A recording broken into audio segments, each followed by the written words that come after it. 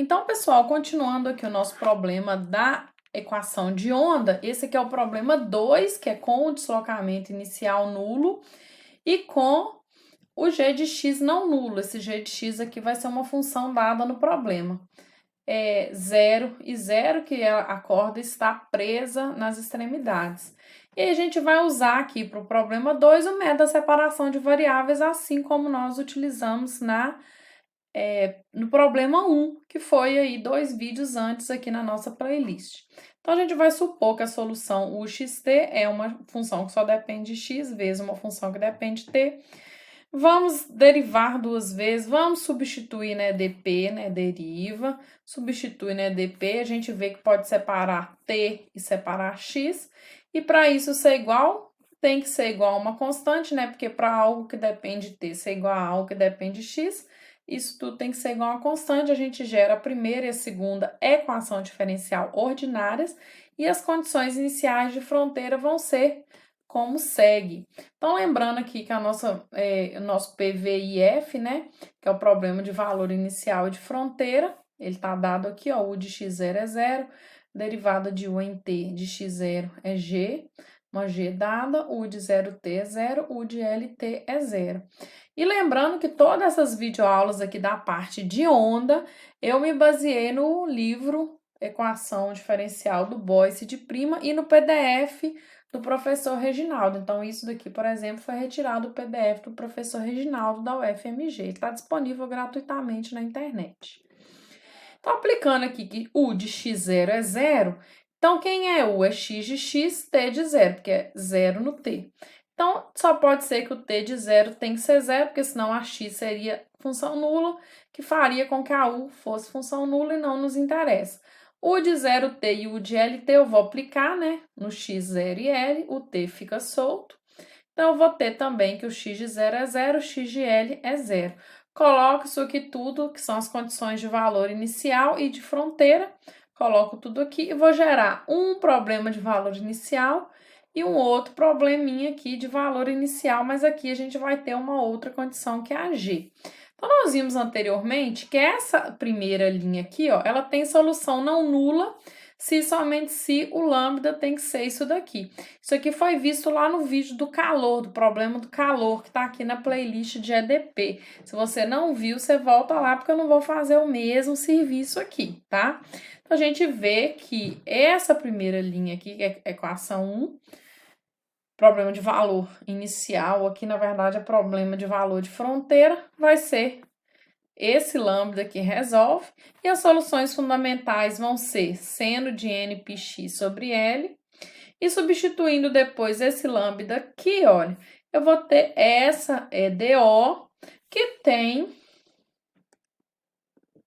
equação característica, e que tem duas raízes complexas, portanto, a solução é isso. Eu vou usar aqui t de 0 é 0 e vou ver que C1 vai ter que ser 0, tá?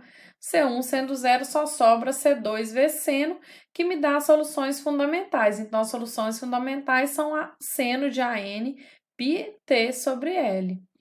Então, esse problema aqui, gente, que é o probleminha aqui da primeira linha, ele vai ter esse tipo de solução fundamental, que vai ser xn tn. Então, lembrando aqui que o xn foi visto aqui, ó, seno de nπx sobre L. Então, vai ser vezes esse seno. Então, vai ser seno vezes seno, cada uma solução fundamental. Essa solução fundamental também é conhecida como modos normais de vibração, ondas estacionárias ou harmônicos, e o período fundamental em x, né, na variável x, vai ser 2L sobre N, que também é conhecido como comprimento de onda. Tá? Então, esse excerto aqui eu também peguei do livro do professor Reginaldo. Do livro não, do PDF que está disponível na internet.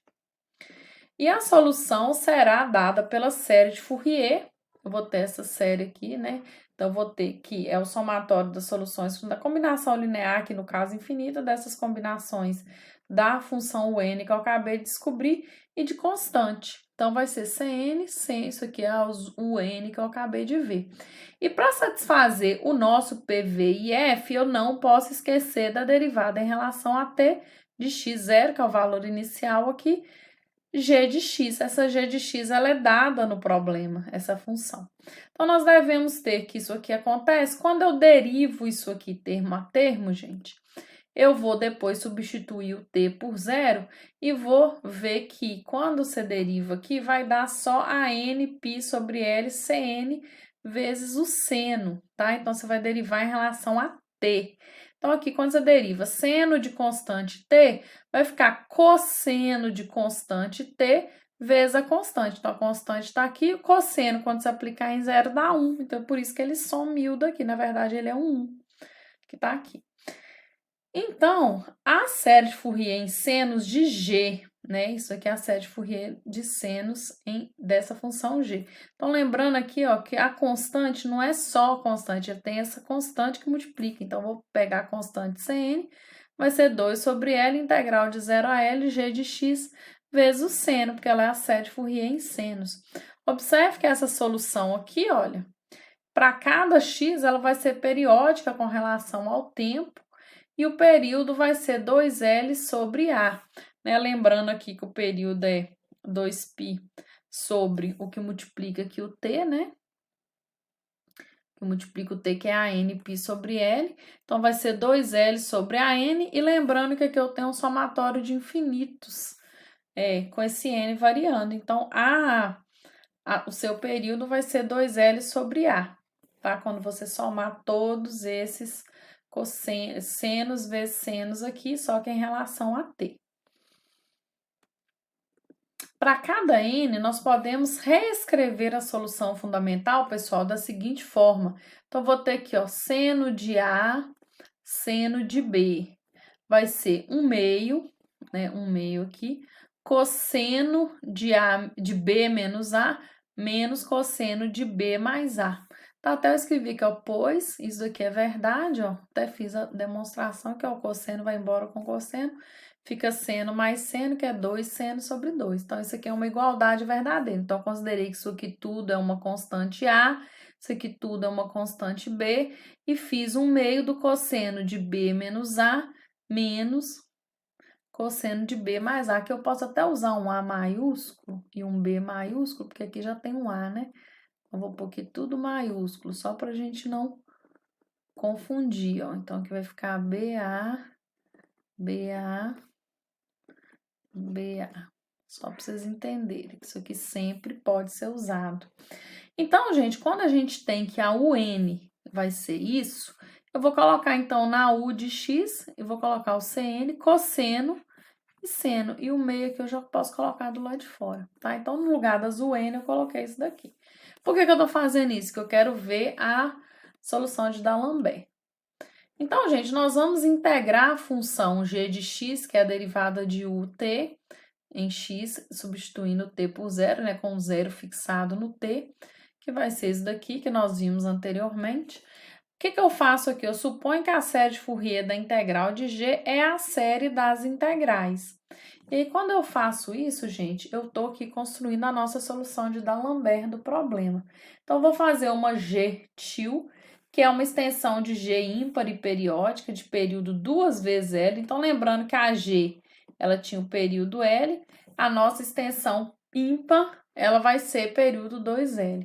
Quando eu faço isso, olha, eu vou estar integrando, então, essa parte aqui. Quando eu integro isso aqui em relação a x, né, porque a g eu coloquei aqui um s, só para a gente não colocar o mesmo x, eu vou ter que integrar aqui o seno, então, na verdade, aqui é um s, né, eu vou integrar, vai ficar menos cosseno de nπs sobre L, sobre nπ sobre L, que é a primitiva aqui. Então, eu estou integrando aqui termo a termo, já supondo a existência disso e a convergência disso.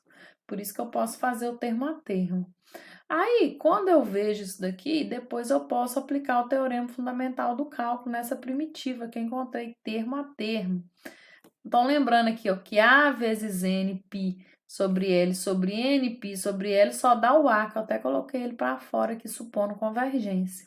Deixo o Cn, aplico o cosseno nisso, menos o cosseno nisso, e já posso inverter a ordem, né? Porque quando eu colocar menos nisso, já vai dar mais.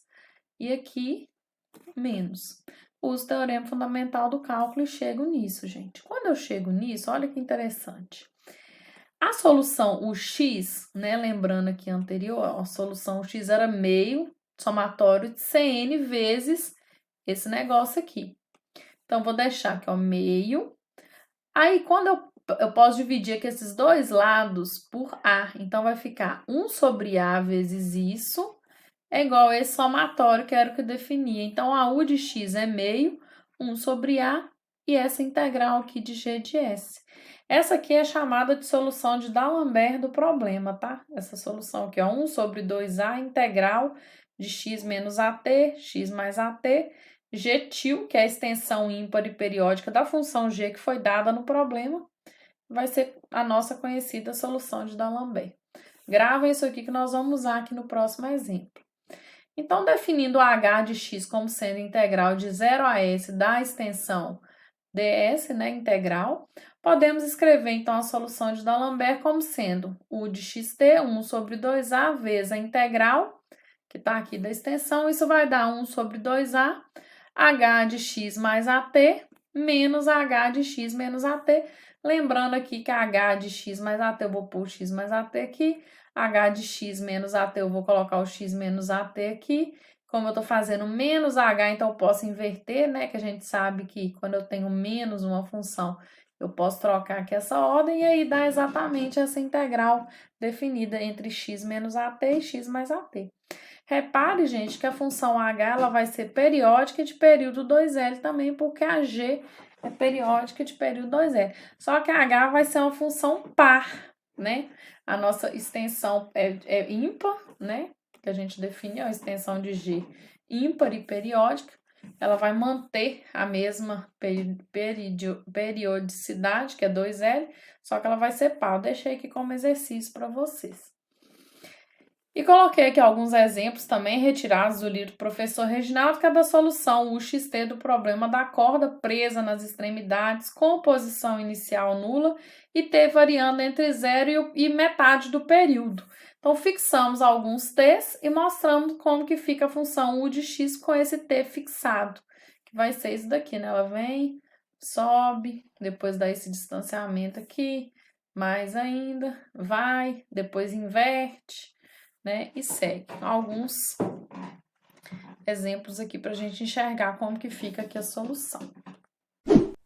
E aí, gostou da aula? Se gostou, compartilhe esse vídeo no seu grupo de estudos do WhatsApp ou do Telegram e deixe um comentário aqui para mim.